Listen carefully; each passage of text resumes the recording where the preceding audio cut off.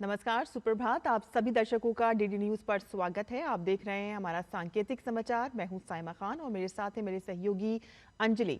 तो शुरुआत कर लेते हैं सबसे पहले हेडलाइंस से।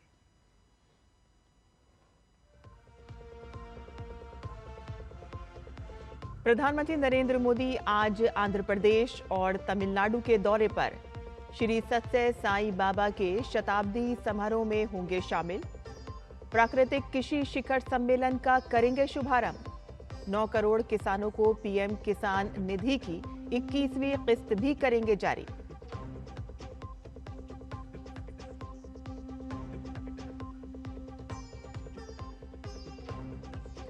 पटना में चुने जाएंगे बीजेपी और जेडीयू विधायक दल के नेता। एनडीए की संयुक्त बैठक भी आज। घटक दलों में मंत्री पद को लेकर फॉर्मूला तय।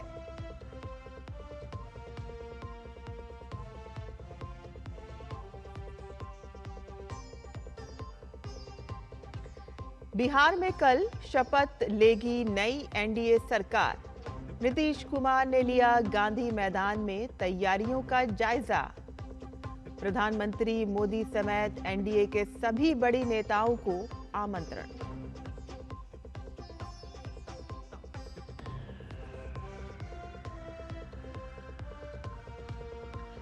भारत की मेजबानी में आज से दिल्ली में होगा कोलंबो सुरक्षा सम्मेलन। एनएसए के नेतृत्व में हिंद महासागर में समुद्री सुरक्षा, आतंकवाद से मुकाबला जैसे महत्वपूर्ण विषयों पर होगी चर्चा।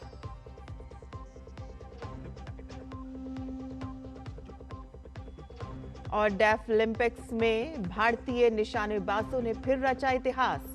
धनुष श्रीकांत और माहित सांधु का स्वर्ण पदक पर निशाना। वानिया और कोमल ने जीता कांसे।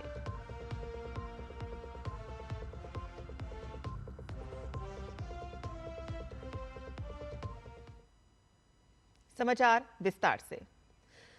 प्रधानमंत्री नरेंद्र मोदी आज आंध्र प्रदेश के पुट्टापार्थी में श्री सत्य साई बाबा के पवित्र तीर्थ स्थल और महासमाधि पर जाकर उन्हें श्रद्धा सुमन अर्पित करेंगे। प्रधानमंत्री श्री सत्य साई बाबा के जन्म शताब्दी समारोह में भाग लेंगे और वो इस अवसर पर साई बाबा के जीवन, शिक्षाओं और शाश्वत विरासत को समर्पित स्मारक सिक्का और डाक टिकटों का सेट जारी करेंगे। वे इस कार्यक्रम के दौरान उपस्थित जन समूह को भी संबोधित करेंगे।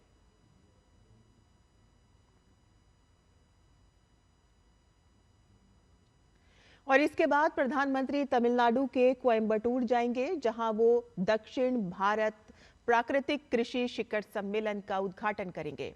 और इस कार्यक्रम के दौरान प्रधानमंत्री देश भर के 9 करोड़ किसानों को सहायता प्रदान करने के लिए पीएम किसान योजना की 18,000 करोड़ रुपए से अधिक की राशि की 21वीं किस्त जारी करेंगे। प्रधानमंत्री इस अवसर पर जनसमूह को भी संबोधित करेंगे। ये सम्मेलन किसान उत्पादक संगठनों और ग्रामीण उद्यमियों के लिए बाजार मुहैया कराने पर केंद्रित है, ताकि टिकाऊ, पर्यावरण अनुकूल और रसायन मुक्त कृषि पद्धतियों को बढ़ावा दिया जा सके।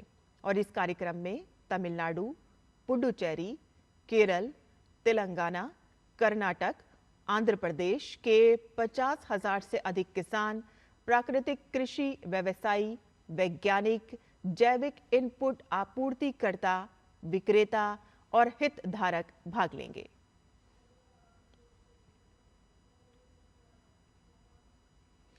बिहार में सरकार गठन से पहले तमाम औपचारिकताएं पूरी की जा रही हैं और आज पटना में बीजेपी अपना नेता चुनेगी और इसके लिए सभी नवनिर्वाचित विधायकों की बैठक बुलाई गई है। और इस बैठक में केंद्र की ओर से पार्टी के पर्यवेक्षक बनाए गए केशव प्रसाद मौर्य और सह पर्यवेक्षक अर्जुन राम मेघवाल और साध्वी निरंजन ज्योति भी मौजूद होंगे और इसकी मौजूदगी में ही विधायक दल का नेता चुना जाएगा।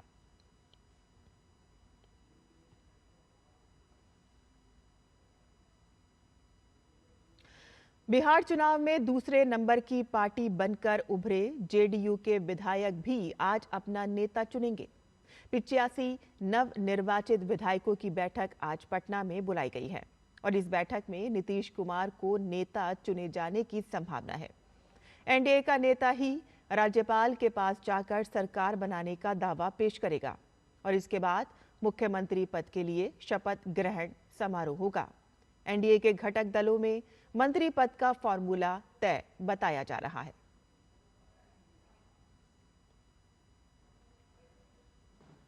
बिहार में एनडीए के नवनिर्वाचित 202 विधायकों की आज पटना में बैठक होगी, जिसमें औपचारिक रूप से गठबंधन का नेता चुना जाएगा। एनडीए के 5 घटक दलों भारतीय जनता पार्टी, जनता दल यूनाइटेड, लोक जनशक्ति पार्टी रामविलास, हिंदुस्तानी अवाम मोर्चा और राष्ट्रीय लोक मोर्चा ने मिलकर ये चुनाव लड़ा है और प्रचंड जीत हासिल की है। इस बैठक में मुख्यमंत्री नीतीश कुमार के एनडीए विधायक दल का एक बार फिर नेता चुने जाने की संभावना है और इसके बाद एनडीए के नेता राज्य में नई सरकार बनाने का दावा पेश करेंगे।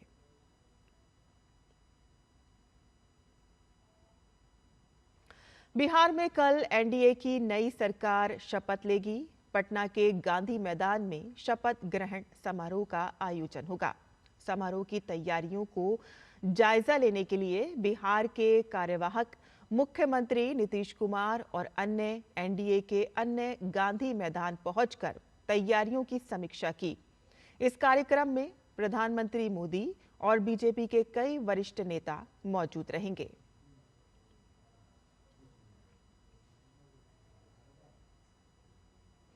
भारत आज से नई दिल्ली में शुरू हो रहे 2 दिवसीय कोलंबो सुरक्षा सम्मेलन की मेजबानी करेगा। राष्ट्रीय सुरक्षा सलाहकार अजीत डोभाल इस सम्मेलन का नेतृत्व करेंगे और इसका उद्देश्य हिंद महासागर क्षेत्र में एक व्यापक सुरक्षा प्रदाता के रूप में अपनी भूमिका को मजबूत करना है।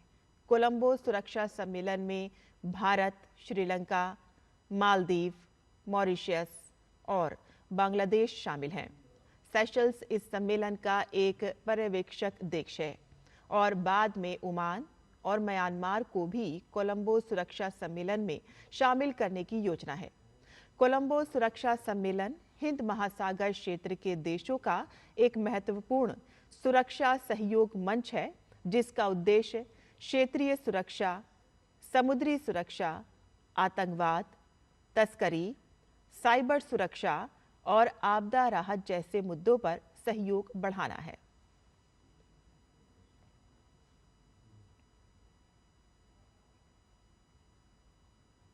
रूस में भारतीय विदेश मंत्री डॉक्टर एस जयशंकर ने रूसी राष्ट्रपति पुतिन से मुलाकात की।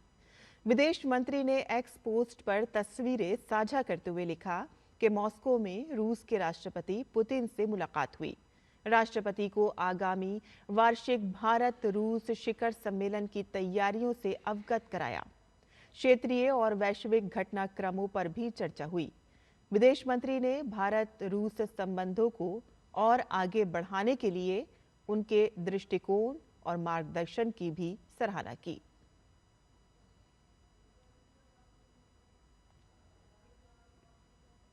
नई दिल्ली में हुए इंडिया इंटरनेशनल कॉन्क्लेव में केंद्रीय मंत्री डॉक्टर जितेंद्र सिंह ने कहा कि भारत अंतरिक्ष क्षेत्र में भागीदारी के लिए पसंदीदा वैश्विक गंतव्य के रूप में उभर रहा है। अन्य देशों ने निजी निवेशकों द्वारा दिखाई गई असाधारण रुचि से ये स्पष्ट होता है। उन्होंने विश्वास जताया कि भारत अंतरिक्ष की दुनिया में अपनी अग्रणी भूमिका सुनिश्चित करेगा। भारत ने दुनिया के लिए अंतरिक्ष प्रौद्योगिकी के रॉकेट बाह्य अनुप्रयोग का एक आदर्श उदाहरण प्रस्तुत किया है, गति शक्ति से लेकर अमृत सिटी कार्यक्रम तक।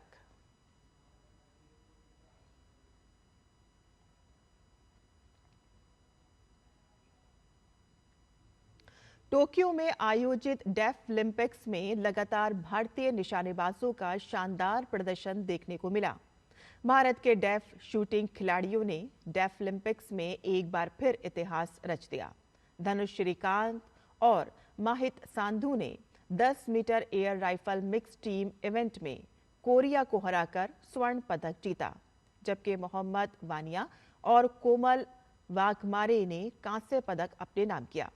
इन खिलाड़ियों ने न केवल भारत का नाम रोशन किया है, बल्कि एक नया डेफ क्वालिफिकेशन वर्ल्ड रिकॉर्ड भी बनाया है।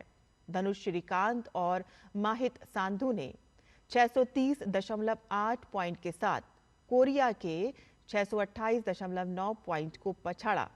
ये जीत भारत के लिए बहुत बड़ी उपलब्धि है।